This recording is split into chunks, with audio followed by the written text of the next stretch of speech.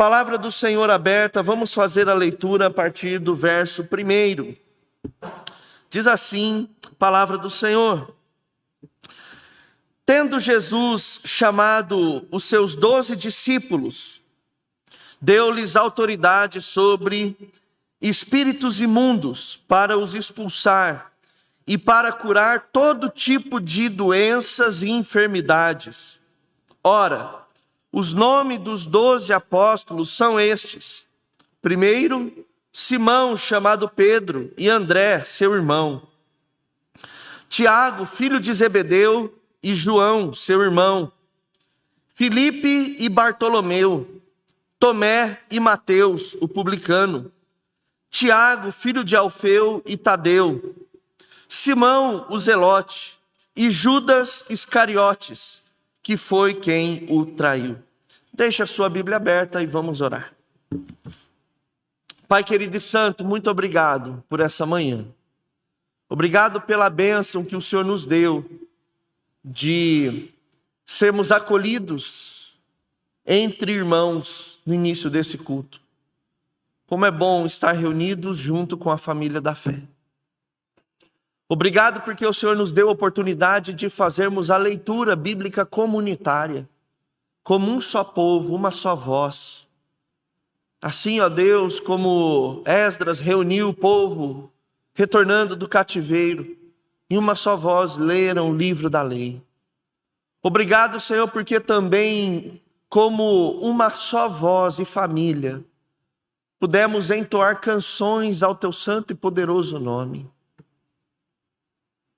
Também, ó Deus, pudemos como uma família, em uma só voz, orar, interceder, nos unirmos, ó Deus, à oração do nosso querido irmão João, a oração pelo rebanho, pela comunidade.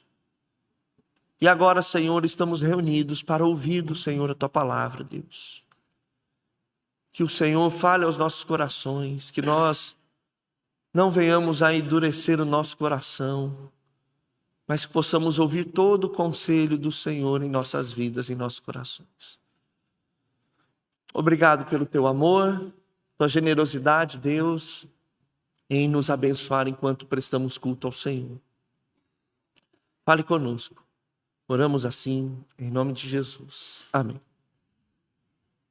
Queridos irmãos, uma das coisas notáveis do ministério de Jesus é que ele chamou para si um grupo seleto, que ficou conhecido como os discípulos de Jesus, os apóstolos, os 12 apóstolos. E eu gostaria que nós pudéssemos refletir um pouquinho nessa convocação, nesse chamado de Jesus. Quando ao longo da história, ao longo do mundo, da existência do mundo, ele vem chamando pessoas para caminharem a partir da sua palavra, a partir do seu comissionamento, a partir da sua missão. E mesmo nós, no relato de Mateus, temos lido o nome desses 12 discípulos, desses 12 apóstolos, a verdade é que essa convocação começou bem antes. Se nós olharmos para o livro de Mateus, e parece, meus irmãos, que Mateus ele tem um cuidado em ser talvez aí mais cronológico nos eventos de Jesus. Ele nos dá até o capítulo 10 uma narrativa muito coesa, muito conectada entre todos os eventos que aconteceram até esse versículo que nós acabamos de ler, esse trecho da palavra que nós acabamos de ler. O Evangelho de Mateus, ele vai narrar ali no capítulo de número 3 e 4, primeiro, a missão solitária de Jesus, coisas que o próprio Jesus tinha que passar sozinho, como o batismo no capítulo de número 3, quando ele dá o pontapé inicial no seu ministério e ele vai até João, e João ainda fica meio que constrangido, dizendo: Senhor, tu tem que me batizar e vem o Senhor a mim. E ele fala: João, façamos como deve ser. E ali então Jesus ele é batizado, e sobre ele então vem algo no formato de uma pomba. Não é que uma pomba veio sobre Jesus, mas algo no formato de uma pomba. vem e a descida do Espírito Santo sobre Jesus, até que então vem a voz do céu e diz: este é meu filho amado, a quem me alegro. E logo depois de ser batizado, Jesus ele vai para uma outra missão sozinho. Ele vai para o deserto para ser tentado pelo diabo. E ali no deserto, ele fica então 40 dias, 40 noites. E o diabo, no momento oportuno, vai e tenta Jesus. E Jesus, mesmo fragilizado pela sua humanidade, porque ele era 100% Deus, mas 100% homem, ele vence a tentação a partir da palavra do Senhor. O diabo vem com um argumento e Jesus, ele se usa da palavra de Deus para vencer o diabo, até que ele repreende o diabo e o diabo se retira de perto de Jesus. Então, a partir desse momento, Jesus ele inicia o seu ministério público. Nós vamos ver, por exemplo, no capítulo 4, 17, que Jesus, ainda sozinho, ele começa a pregar arrependimento. Arrependei-vos, pois é chegado o reino de Deus, o reino dos céus. E juntamente com essa pregação de arrependimento, Jesus ele começa a fazer obras extraordinárias. Jesus começa a fazer curas, milagres, sinais e prodígios. E ele começa a recrutar pessoas para seguir ele. E nós vamos ver que as primeiras pessoas recrutadas são os pescadores. Nós vemos ali Simão e André, Tiago e João, filhos de Zebedeu. E nós vamos encontrar o paralelo desse chamado do início do ministério de Jesus, tanto lá aqui em Mateus 10, Marcos capítulo 3 e Lucas capítulo de número 6. E nesse ponto, apesar de vermos Jesus chamando e destacando alguns nomes como Simão, Pedro, André, Tiago e João, mas a verdade é que já havia multidões seguindo Jesus. Haviam outros discípulos seguindo Jesus, pessoas que estavam ali caminhando com Jesus, ouvindo o ensino de Jesus de perto. E logo ali, mais adiante, no capítulo de número 5, nós vamos ver Jesus proferindo o famoso Sermão do Monte. E é interessante notar que o cenário do Sermão do Monte começa dizendo que uma grande multidão estava com Jesus. E ele, chamando seus discípulos, começou a ensinar. Mas quem eram esses discípulos? Também ainda aqui é algo indiscriminado. Nós temos um grupo. Não são os 12 apenas, mas um grupo. E nesse grupo tinha uma grande multidão, mas também haviam outras pessoas mais comprometidas com o ministério de Jesus. E Jesus começa a ensinar, falando para todos esses discípulos e multidão, tanto que no final do Sermão do Monte, nós vamos ter um lindo relato de Mateus dizendo que diante desse ensino, as multidões ficavam impressionadas porque ele ensinava como quem tem autoridade. Então Jesus ele está iniciando o seu ministério e ele está andando e há uma grande multidão de discípulos ao redor dele. E é nesse ponto que Jesus, então, no capítulo de número 8, ele começa a colocar os seus discípulos à prova. Porque nessa grande multidão que estava seguindo Jesus, muitos eram curiosos. Assim como nós temos em todo o movimento evangélico os curiosos. Nós temos nas igrejas pessoas que ainda não se comprometeram com Jesus e são curiosos. São aqueles que às vezes estão indo para ver os sinais, para ver os milagres, ou apenas para ouvir um discurso ético-moral, mas não para se comprometerem com a missão.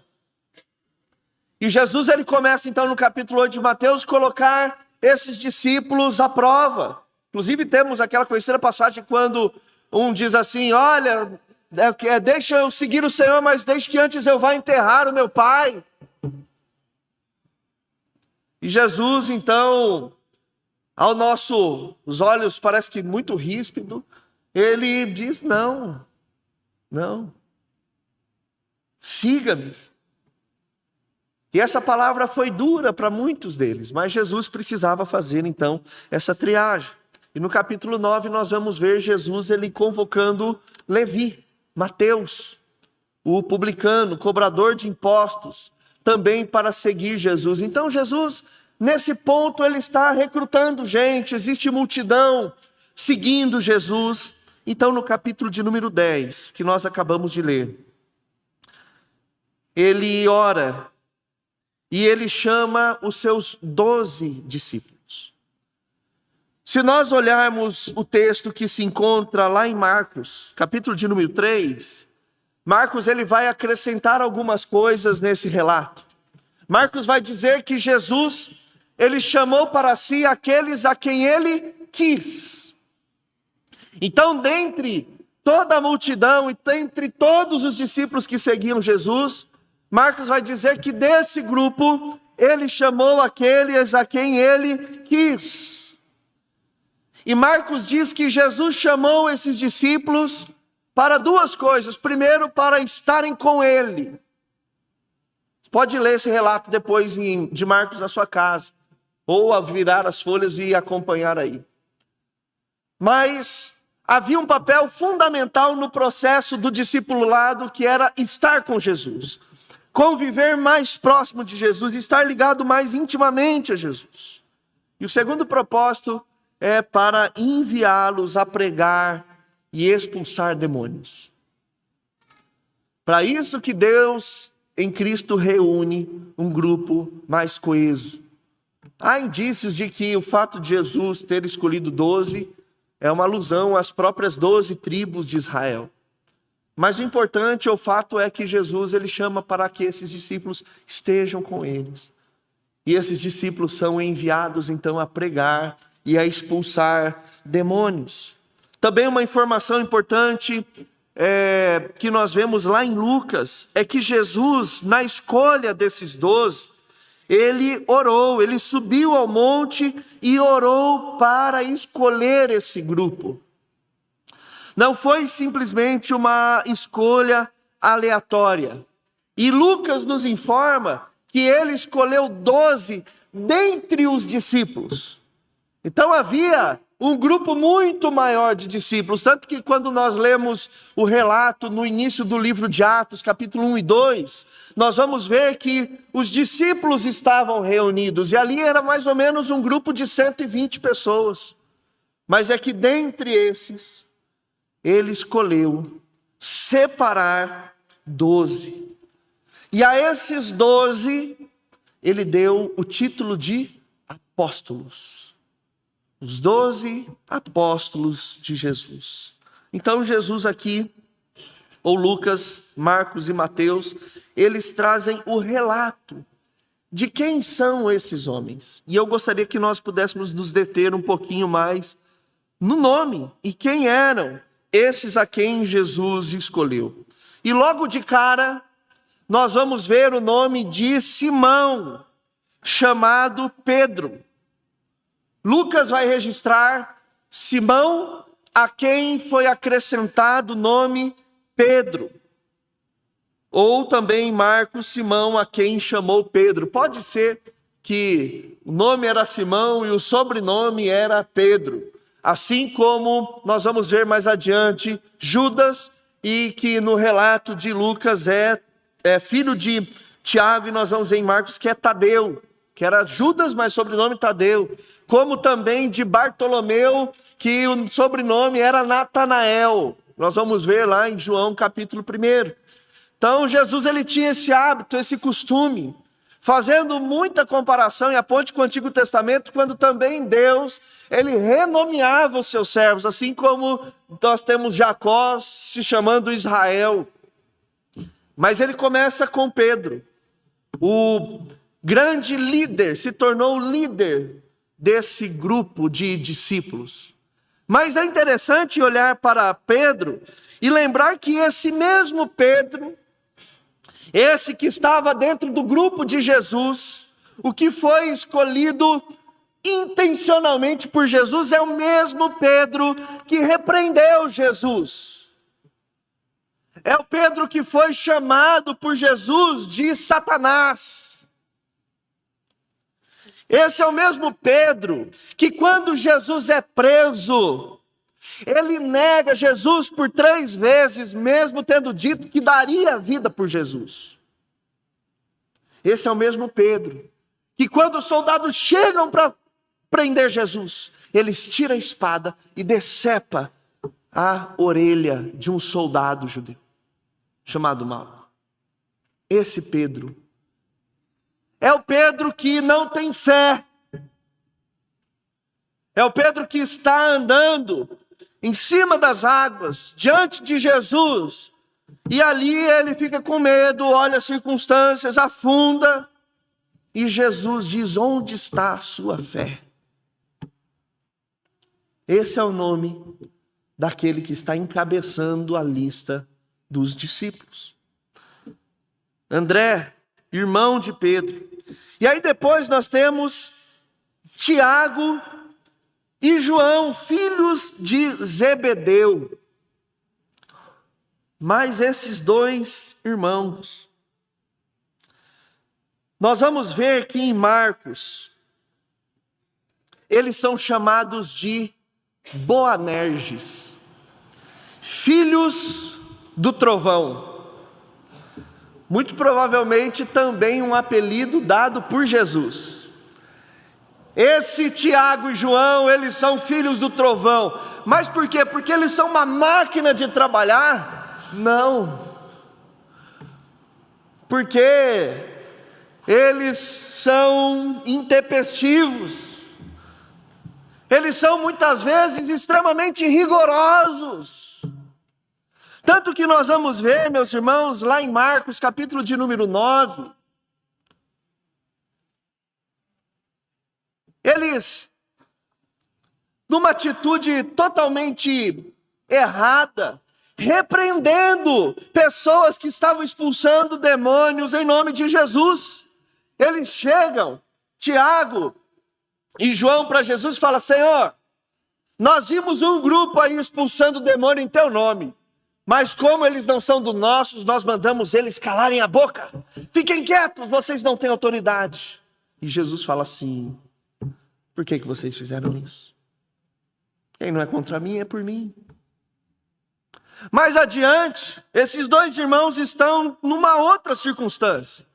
Após receberem hostilidade dos samaritanos, lá em Lucas capítulo de número 9, eles falam assim: Senhor, quer que oremos para que caia fogo no céu sobre esse povo maldito?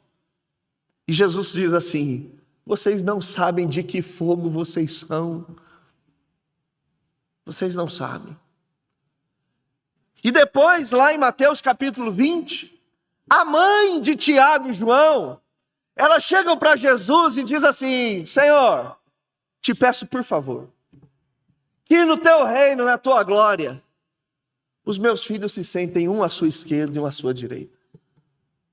E Jesus fala assim: não é assim que funciona no reino de Deus. Não é. Aquele que quiser ser maior, que seja como uma criança. Mas são esses que estão no grupo de Jesus. Mais adiante, nós vamos ver aqui Filipe e Bartolomeu, que provavelmente também eram irmãos. E é tão interessante que no primeiro capítulo do Evangelho de João, Filipe está entusiasmado. Ele está tão feliz porque encontrou o Messias. E ele corre para falar com Natanael, Bartolomeu, que está sentado debaixo de uma árvore. E ele fala assim: Natanael, o Messias está aí, encontramos ele. E ele fala: de onde ele vem? De Nazaré. Aí Natanael fala: pode vir alguma coisa boa de Nazaré? Debochado, totalmente debochado. ofensivo. Até que então, é lindo ver o relato. Nós vamos ver Jesus se encontrando.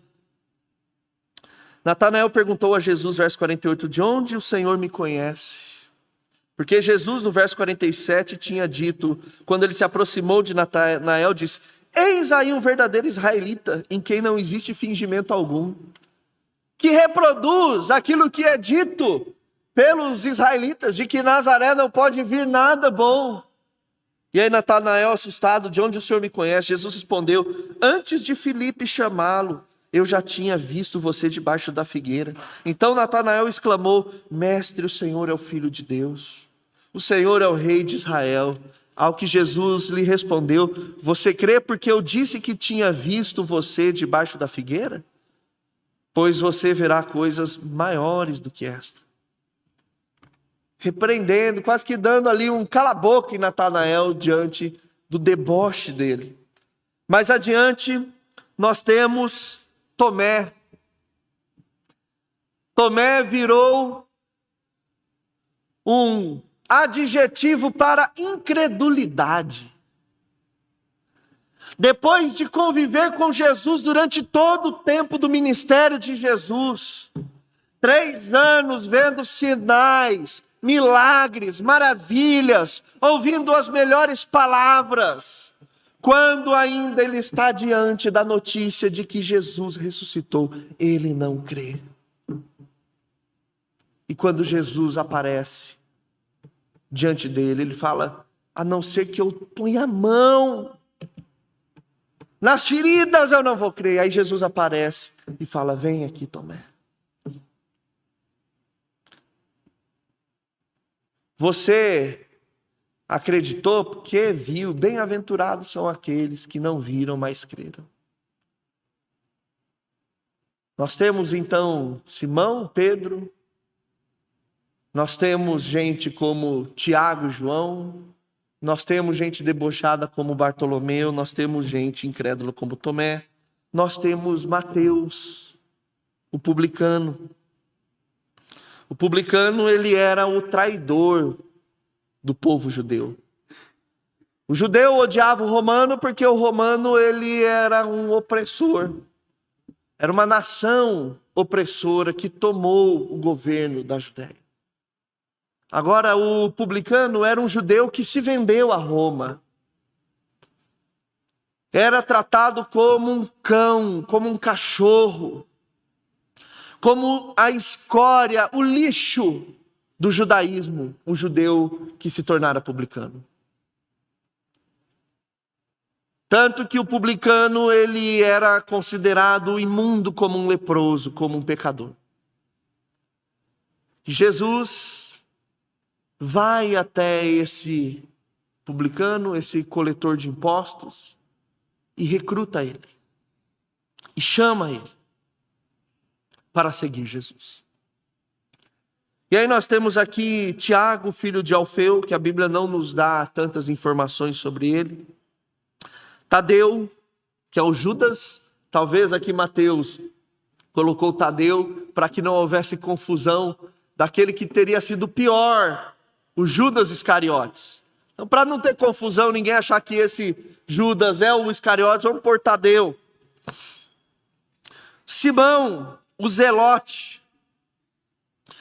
Os zelotas eram um partido religioso do primeiro século que eles matavam gente como Mateus. Se Mateus era um traidor da pátria, o zelota, ele era ultranacionalista, conhecidos como homens das adagas, que andavam com uma espécie de faca escondida na sua roupa para matar traidores e romanos pela fé em Yahvé. Para eles, o negócio era olho por olho, dente por dente. Só existe uma maneira da gente solucionar o problema, é matando. E Jesus tinha alguém como Simão no grupo dele de discípulos. E ele encerra essa lista dizendo que ele chamou Judas Iscariotes, que foi quem o traiu. Mateus escreve esse relato muitos anos depois do advento de Jesus, da ressurreição. Ele podia ter abafado isso. Ele podia ter excluído Judas e ter colocado Matias, que fora escolhido depois. Mas Mateus, ele faz questão de deixar registrado que Jesus escolheu um bandido, um traidor. Se nós olharmos João capítulo 12, quando Jesus está em Betânia e ele está lá na casa de Lázaro, de Maria e Marta, Maria vem e derrama um frasco de perfume caro aos pés de Jesus, enxuga com seus cabelos, e Judas, todo certinho e politicamente correto, que pensa nos pobres, fala: que desperdício! Isso poderia ter sido vendido e o dinheiro ter dado aos pobres. Mas João vai escrever lá em letras garrafais, ele não falou isso porque se preocupava com os pobres, mas porque ele cuidava, sendo ladrão, do dinheiro dado pelas ofertas que recebia e porque roubava do dinheiro que era dado. Irmãos, esse é o grupo de Jesus. Esse é o grupo que Jesus recrutou para mudar o mundo. Existe uma expressão entre os jovens e os adolescentes, que é a expressão flopado. Eu não sei se você já ouviu essa expressão, flopado. A gente se pergunta, mas o que é flopado? Flopado é uma expressão americana que significa fracasso. Fracasso. Então, hoje é muito comum você conversar com um adolescente, e um jovem, ele vai numa festa, ou ele vai num bar, ele vai num restaurante, ele vai em algum lugar, você pergunta: foi bom? Como que estava lá? Ah, tá meio flopado. E o evento foi flopado, ou seja, foi um fracasso, não deu certo. E quando nós olhamos esse movimento de Jesus, muitos daquele tempo poderiam falar assim: que movimento flopado é esse? Olha quem Jesus decidiu escolher para um empreendimento que mudará os rumos da história. Flopado demais. Tem Pedro, flopou. Tiago e João, flopado demais. Judas, o bandidão, flopado. Natanael, o debochado, flopado. Simão, o zelota. Ixi, Judas, Mateus está junto? Flopou. E pode dar um assassinato ainda. O movimento flopado. Mas a verdade é que quando nós olhamos esse grupo, inclusive depois lá em Atos, capítulo de número 4, nós vamos ver a autoridade judaica olhando para Pedro e João, dizendo que eles eram iletrados e incultos. Eles não tinham a formação rabínica necessária para liderar um movimento como esse. Um movimento que tinha tudo para flopar. Mas nós estamos aqui como fruto da pregação desses homens.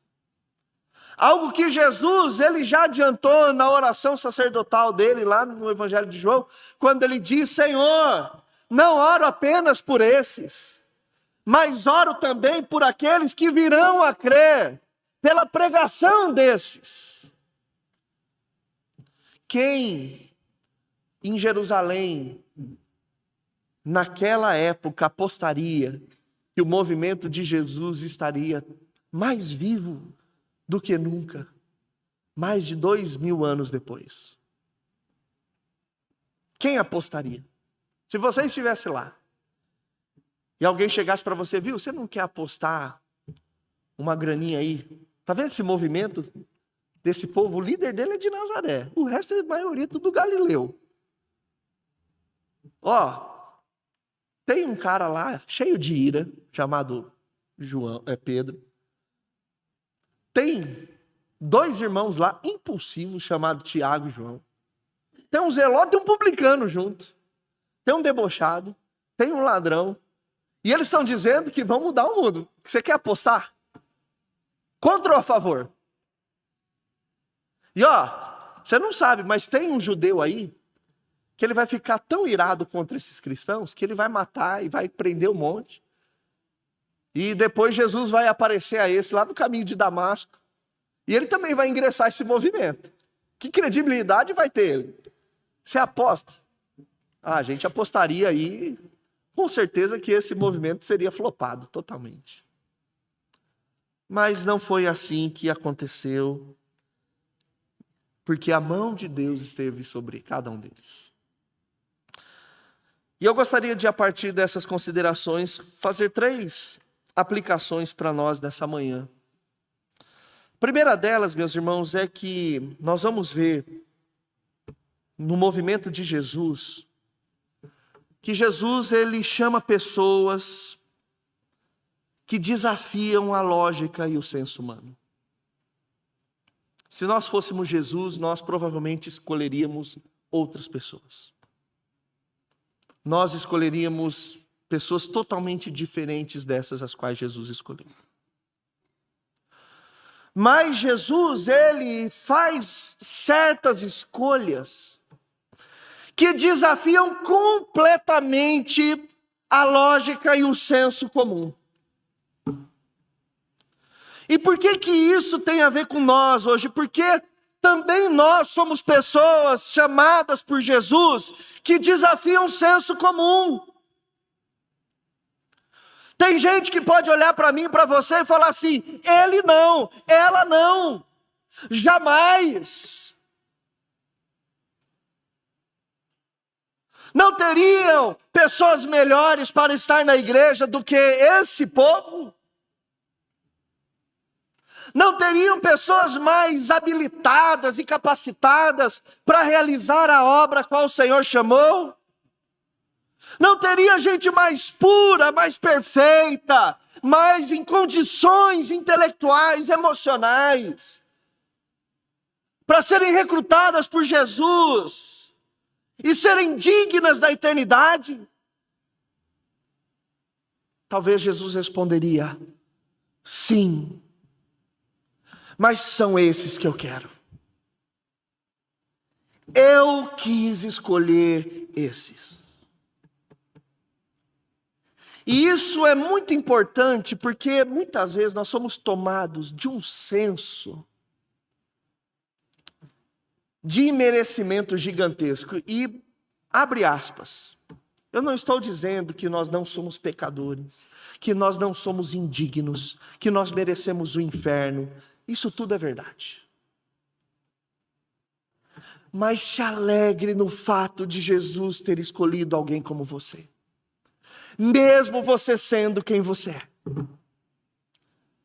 Porque Jesus sabe das suas falhas. E Jesus escolheu esse grupo para mostrar para nós hoje: eu escolho quem eu quero. E os méritos, as capacitações, o currículo, o know-how, não é importante para mim, não faz diferença na minha escolha.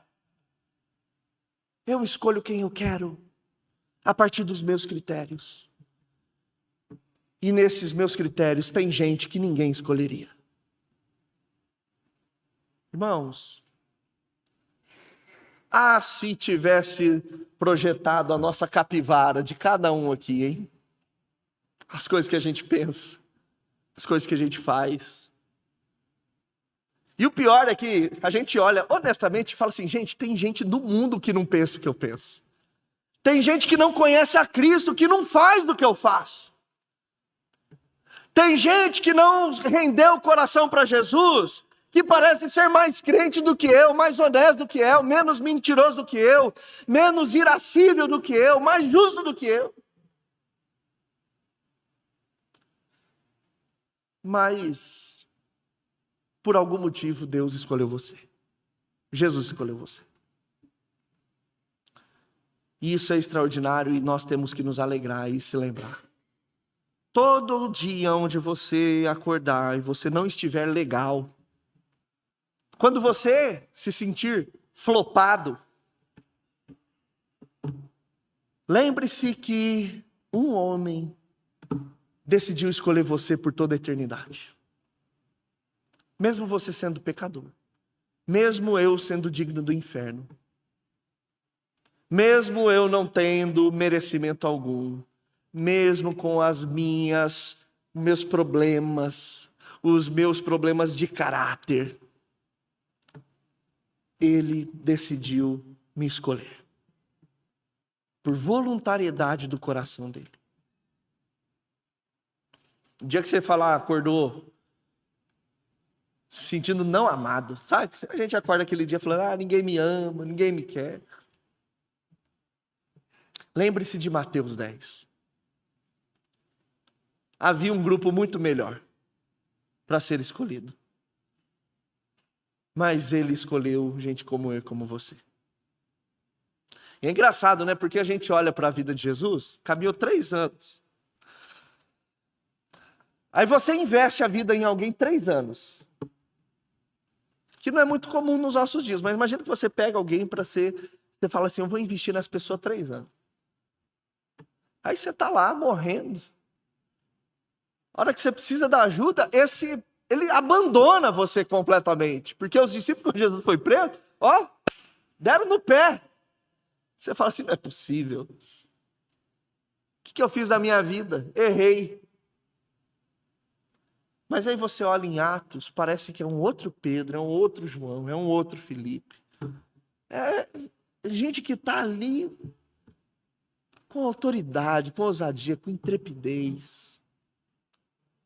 Mas nós precisamos nos lembrar isso. Que ainda que as pessoas a quem Jesus chama desafiam a nossa lógica, o nosso senso comum, Ele nos chamou. Ele me chamou, Ele chamou você, apesar de quem você é, apesar de quem eu sou. Não se esqueça disso. E Mateus 10 está aqui para nos mostrar isso. A segunda coisa é que em Cristo, somente em Cristo, pessoas completamente diferentes e inajuntáveis, se essa palavra não existe, então crê agora, inajuntáveis, se tornam família e irmãos. Quando é que gente como Mateus e gente como Simão iam estar no mesmo grupo? Porque clube, geralmente estão pessoas que têm o mesmo interesse. Torcida, estão pessoas que torcem pelo mesmo time. Na igreja, é gente tão diferente de mim, de você, que se não fosse a igreja, você nunca se sentaria à mesa com essa pessoa. Você nunca trocaria meia dúzia de palavras com essa pessoa. Se não fosse Jesus ter nos chamado, a gente não se sentaria com as pessoas que nós nos sentamos. Nós não seríamos amigos das pessoas que nós somos amigos. Nós não desenvolveríamos ministérios com as pessoas que nós desenvolvemos ministérios. Nós não nos importaríamos com as pessoas que nós passamos a nos importar. Jesus, ele tem essa capacidade de juntar gente injuntável. De reunir gente que de outra maneira não se reuniria jamais. A igreja, ela é um mosaico único, singular, lindo. E diferente de tudo que existe. Porque não depende das afinidades, depende daquele que nos chama. E nós somos obrigados, graças a Deus, obrigados, né, a amar gente que em outra maneira ou circunstância nós não amaríamos. É tão lindo ver e perceber que assim, aqui na igreja, nós somos uma igreja grande. E parece que a gente é meio distante. Mas quando alguém precisa, todo mundo faz assim, ó. Às vezes a gente compartilha motivos de oração no WhatsApp da igreja. Irmãos, eu recebo mensagens de gente preocupada com aquela pessoa que foi citada no motivo que eu nem imaginaria. Que a pessoa está se preocupando com a outra. Mas ela nunca trocou meia dúzia de palavras com aquela pessoa. Ela nunca olhou, ou senta num banco diferente, ou ela na igreja, ela participa de um outro grupo de afinidade.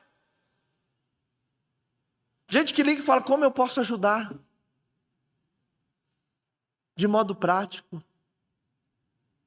Irmãos, igreja é isso. Igreja é diferente de uma empresa onde você contrata funcionários de acordo com o perfil da empresa. Nós nos reunimos como irmãos e nos tornamos família. Que se não fosse Cristo, dificilmente teríamos essa identidade. Esse grupo que Jesus chama se torna uma grande família. Uma grande família. A igreja se torna o verdadeiro Israel. Aquilo que no Antigo Testamento era uma nação, estava apontando para essa nova realidade. Nova realidade. Então nós precisamos entender que estarmos na igreja é estarmos com gente reunida pela vontade de Deus e que se não fosse Cristo, nunca estaria junto. Nunca estaria junto. E a terceira aplicação é que a graça de Jesus no coração humano pode realizar obras inimagináveis. Porque esses homens, eles são tudo isso aqui que nós vemos a própria Bíblia dando como características deles. Mas uma vez que a graça de Jesus entrou no coração deles, eles puderam realizar uma obra extraordinária. Não foi pelas habilidades pessoais, porque a gente viu que as habilidades ou as características pessoais desse grupo aqui são terríveis. Elas só podem tornar o movimento flopado. Mas quando Jesus infunde a graça dele no coração desses irmãos e irmãs, quando a justiça de Deus é imputada no coração deles, quando eles recebem a Cristo como Senhor e Salvador, agora eles podem realizar uma obra inimaginável. Quem imaginou que esses homens trariam uma mensagem que ressoariam por todo o mundo? Quem imaginou que esses homens que abandonaram Jesus estariam diante do Sinédrio defendendo Jesus como firmes testemunhas com a sua própria vida, dizendo para eles, vocês querem que nós calemos a nossa boca, mas avaliem vocês se nós devemos obedecer a vós ou ao nosso Senhor Jesus Cristo.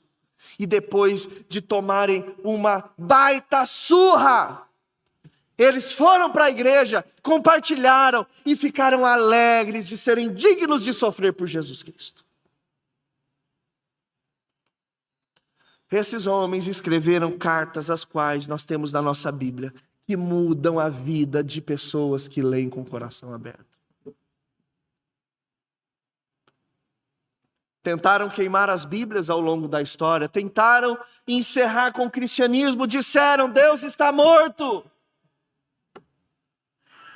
Mas nós continuamos avançando, nós seguimos em frente. Porque somos bons? Não. Mas porque a graça de Jesus no coração humano pode realizar obras inimagináveis. Eu e você, com a graça de Jesus, temos total habilidade para pregar o Evangelho. E a pregação do Evangelho é a habilidade para mudar a vida de pessoas.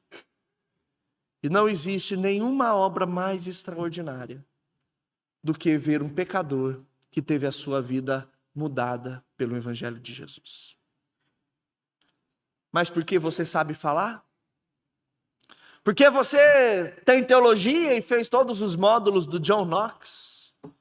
Porque você fez um baita programa de treinamento de membresia chamado Assim Cremos? Não. Isso é importante. Mas é porque Jesus decidiu derramar uma graça transformadora no meu e no seu coração. Que Deus nos abençoe.